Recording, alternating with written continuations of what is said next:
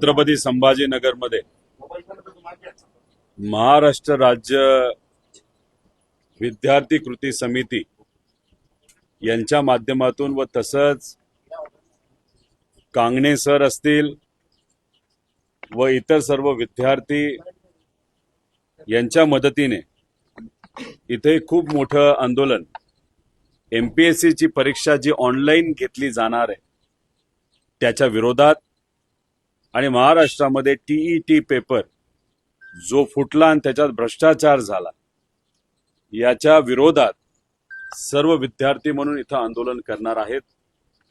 आणि या आंदोलनासाठी आम्ही सहभाग घेत आहोत, आम्ही पाठिंबा देत आहोत। काँग्रेसचे काही नेते आणि राज्याचा युवकचा अध्यक्ष शिवराज भाऊ इथे येत आहेत आणि सगळ्यात महत्त्वाचं म्हणजे इथे अभिजित भाऊ दिपके या आंदोलनामध्ये विद्यार्थ्यांना पाठिंबा देण्यासाठी येत आहेत।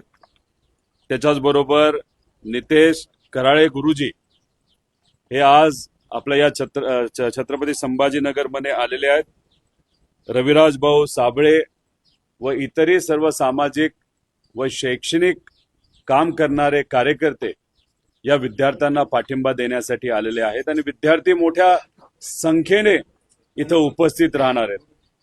पण बघा, हजारोच्या संख्येमध्ये पोलीस प्रशासन इथं आलेलं आहे।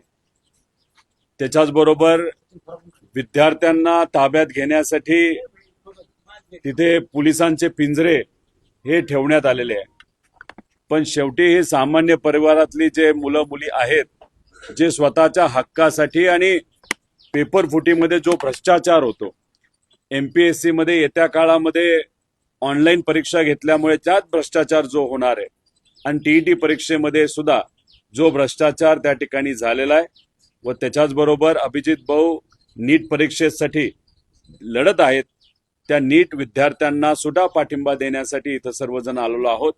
त्यामुळे आंदोलन मोठं होईल आणि हे जे झोपलेलं सरकार आहे ना, तर झोपलेलं सोंग घेणारं सरकार आहे, त्याला जागा केल्याशिवाय हे युवा शांत बसणार नाही, एवढं या ठिकाणी मी सांगतो। सातत्यानं तुम्ही आवाज उठवताय, तुम्ही ट्विट देखील केले काल की माझ्यावर मोठी कारवाई होऊ शकते।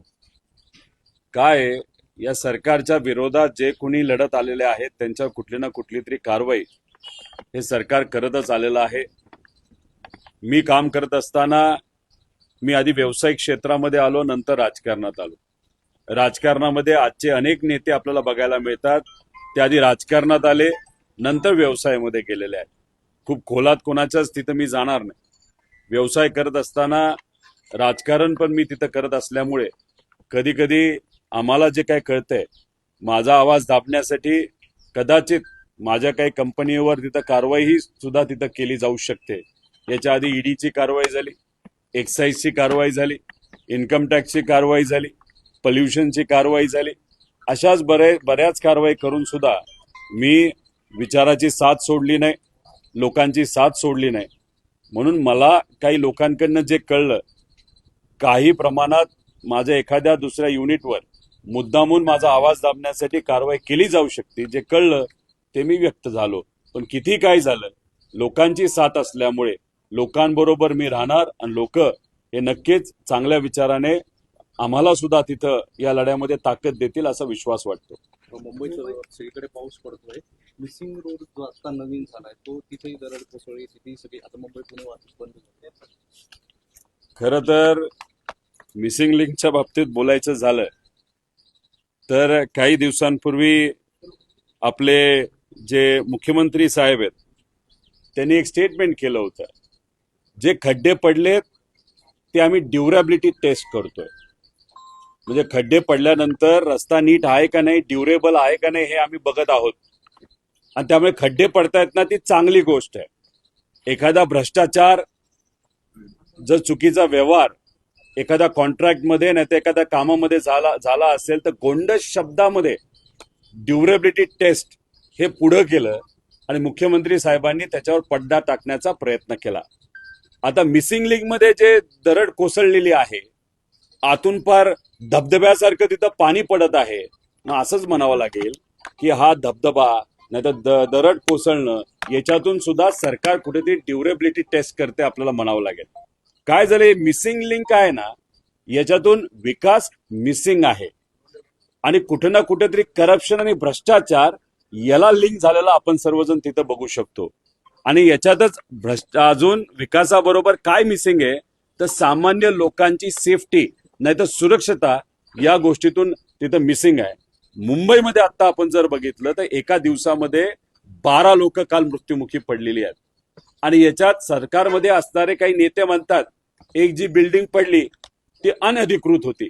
4 वर्ष प्रशासक होता, म्हणजे हे शासन जे सत्तेत आहे त्यांचा कंट्रोल मुंबई महानगरपालिकेवर होता, तेव्हा तुम्ही काय झोपला होता का?